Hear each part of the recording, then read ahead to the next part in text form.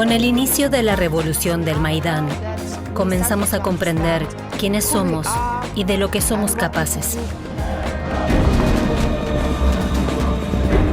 Para nosotros, los ucranianos, era un símbolo. ¿Nos dirigimos hacia Europa o no? La gente está abiertamente indignada con la corrupción masiva.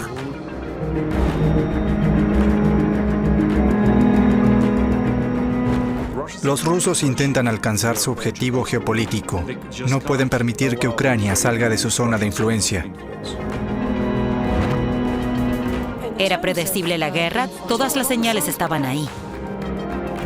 Vladimir Putin básicamente está en guerra con Occidente desde hace al menos 10 años.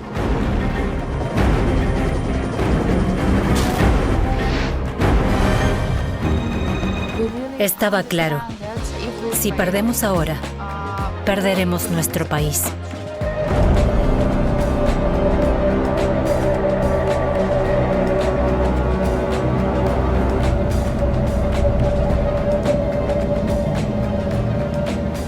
Diez razones por las que Ucrania no puede permitirse perder la guerra.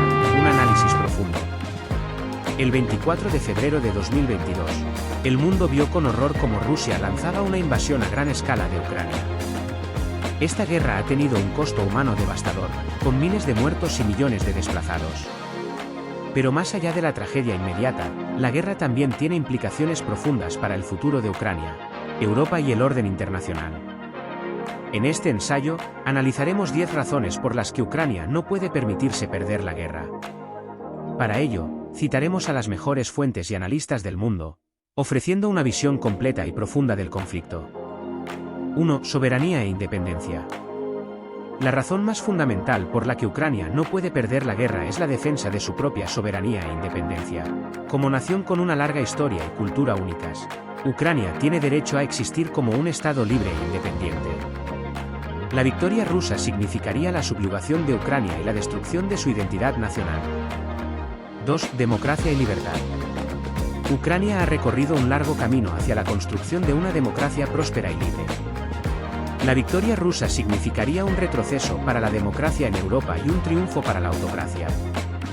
Perder la guerra socavaría los valores democráticos que tanto ha costado construir en Ucrania.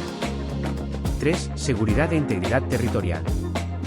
La invasión rusa ha demostrado la necesidad de que Ucrania tenga un ejército fuerte y disuasorio. Perder la guerra debilitaría la seguridad de Ucrania y la dejaría vulnerable a futuras agresiones.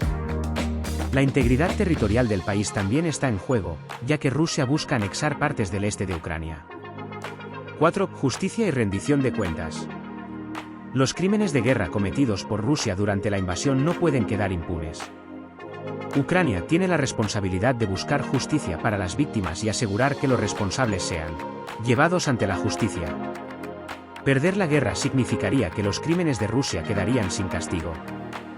5. Impacto en el orden internacional. La guerra en Ucrania tiene implicaciones para el orden internacional basado en reglas. Una victoria rusa socavaría el sistema de seguridad internacional y alentaría a otros países a utilizar la fuerza para lograr sus objetivos. 6. El futuro de Europa. La seguridad y estabilidad de Europa están en juego en la guerra de Ucrania. Una victoria rusa fortalecería a Putin y aumentaría la amenaza para los países vecinos. La derrota de Rusia, por otro lado, sería una victoria para la paz y la seguridad en Europa. 7. Crisis humanitaria. La guerra ha causado una grave crisis humanitaria en Ucrania. Millones de personas han sido desplazadas y necesitan ayuda humanitaria.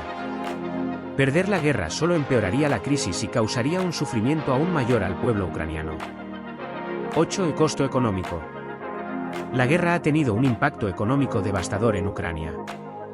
El país necesita una reconstrucción masiva después de la guerra. Perder la guerra dificultaría aún más la recuperación económica de Ucrania. 9. El efecto en la moral. La resistencia ucraniana ha inspirado al mundo entero. El pueblo ucraniano ha demostrado una valentía y determinación increíbles al defender su país. Perder la guerra sería un golpe devastador para la moral del pueblo ucraniano. 10. Y esperanza para el futuro. A pesar de los desafíos, el pueblo ucraniano tiene la esperanza de construir un futuro mejor para su país. Una victoria en la guerra sería un paso crucial hacia ese futuro.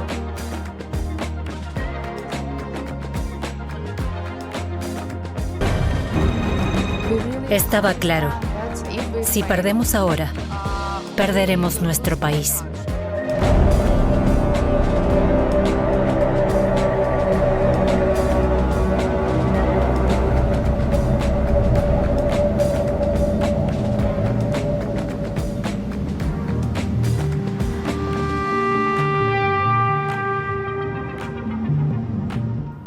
Crecí en el sur de Ucrania, en la ciudad de Zaporilla.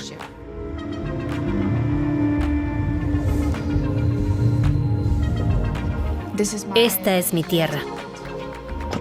La cineasta Alina Gorlova es, como muchos de su generación, una de las que ve a Ucrania claramente como parte de Europa. No sé por qué los rusos, por qué Putin necesita esta guerra. Pero estoy segura de que aquí en Kiev, esta joven generación no la necesita en absoluto.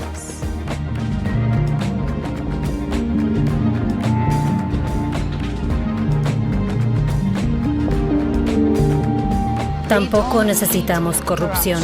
Necesitamos que nuestras instituciones estén limpias y necesitamos nuevas oportunidades.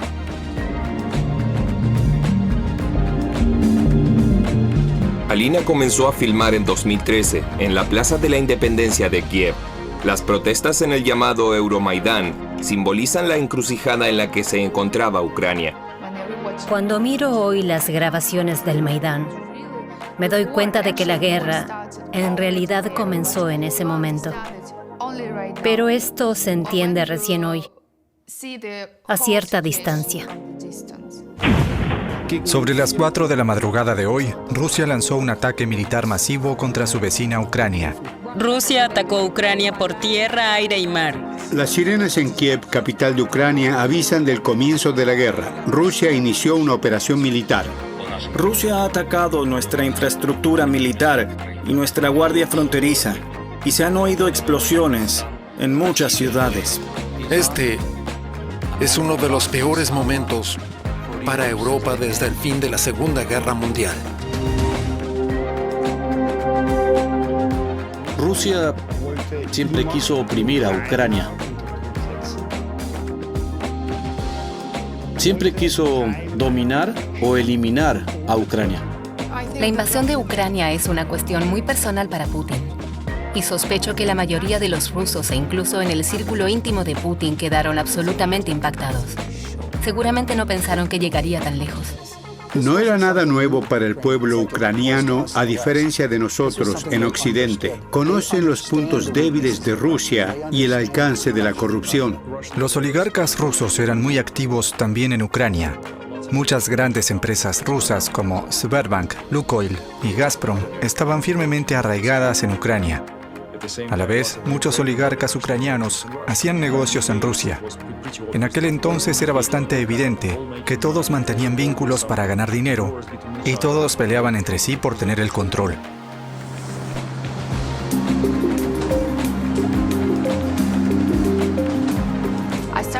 Me di cuenta de lo corrupto que es nuestro país.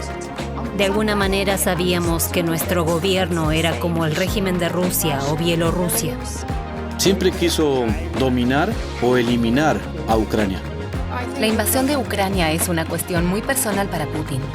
Y sospecho que la mayoría de los rusos e incluso en el círculo íntimo de Putin quedaron absolutamente impactados. Seguramente no pensaron que llegaría tan lejos. No era nada nuevo para el pueblo ucraniano, a diferencia de nosotros en Occidente. Conocen los puntos débiles de Rusia y el alcance de la corrupción.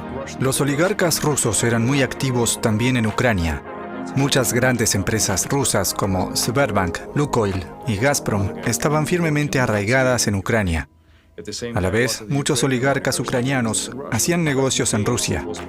En aquel entonces era bastante evidente que todos mantenían vínculos para ganar dinero y todos peleaban entre sí por tener el control.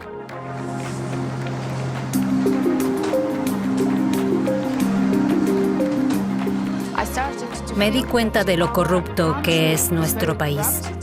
De alguna manera sabíamos que nuestro gobierno era como el régimen de Rusia o Bielorrusia. Querían crear una alianza entre Ucrania, Rusia y Bielorrusia. Y nos dimos cuenta de que así en nuestro país no habría libertad. Con el inicio de la revolución del Maidán, comenzamos a comprender quiénes somos y de lo que somos capaces. Las protestas comenzaron en noviembre de 2013, cuando la gente exigió en el Maidán que su presidente, Viktor Yanukovych, firmara un acuerdo con la UE. Así comenzó la revolución del Euromaidán. A través de Facebook, cada vez más personas se reúnen en el centro de Kiev para mostrar que quieren ser parte de la UE. Primero comenzó a manifestarse un grupo de estudiantes, que entonces fue dispersado rápidamente por la policía antidisturbios. En respuesta, se produjo una enorme ocupación del Maidán, es decir, la Plaza de la Independencia de Kiev y de las calles adyacentes.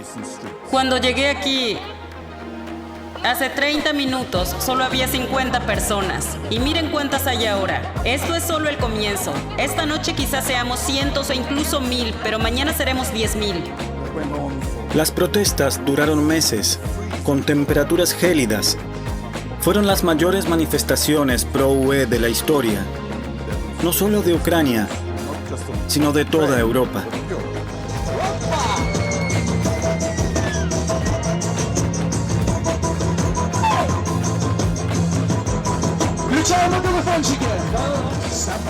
Para nosotros, los ucranianos, era un símbolo del futuro. ¿Nos dirigimos hacia Europa o no?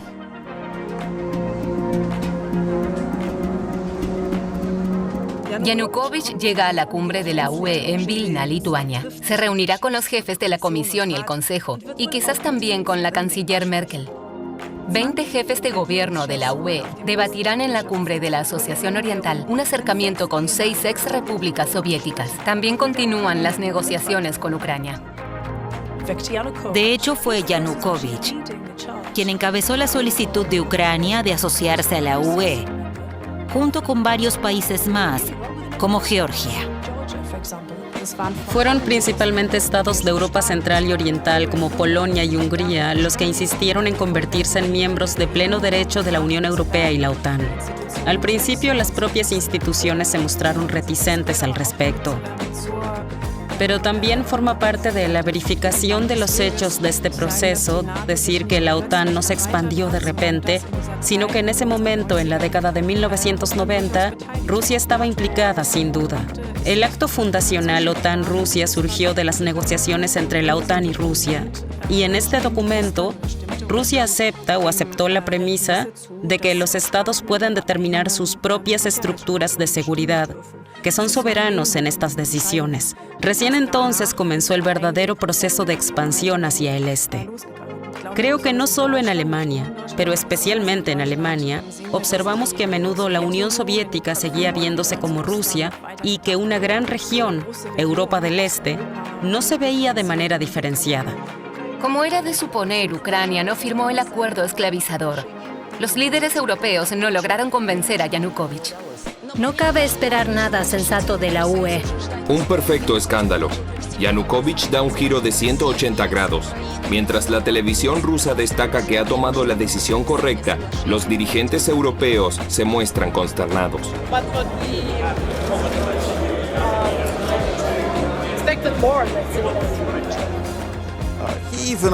Había persuadido a la opinión pública, también en el este, de que firmaría. Y entonces, a último momento, Vladimir Putin en parte lo tentó y en parte lo amenazó para que no firmara. Moscú deja bien en claro que si Ucrania sigue ese camino, habrá consecuencias.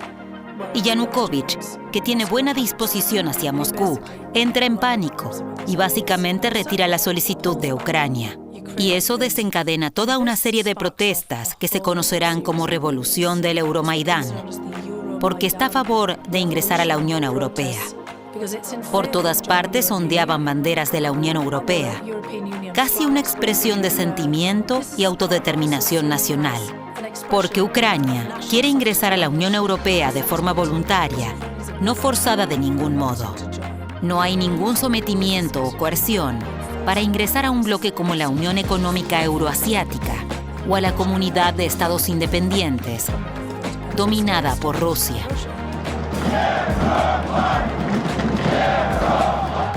En cuanto al Euromaidán, a menudo se pierde de vista el hecho de que las protestas no tuvieron lugar solo en Kiev o en el oeste de Ucrania, sino que el entonces presidente Viktor Yanukovych era muy impopular también en el sureste del país. La gente estaba abiertamente indignada por la corrupción masiva de Viktor Yanukovych. En conclusión, Ucrania no puede permitirse perder la guerra. Las razones son numerosas y abarcan desde la defensa de su soberanía e independencia hasta el impacto en el orden internacional. La victoria de Ucrania es crucial para la seguridad, la democracia y la libertad en Europa y el mundo. Únete a la lucha por Ucrania. Ayude a brindar asistencia humanitaria.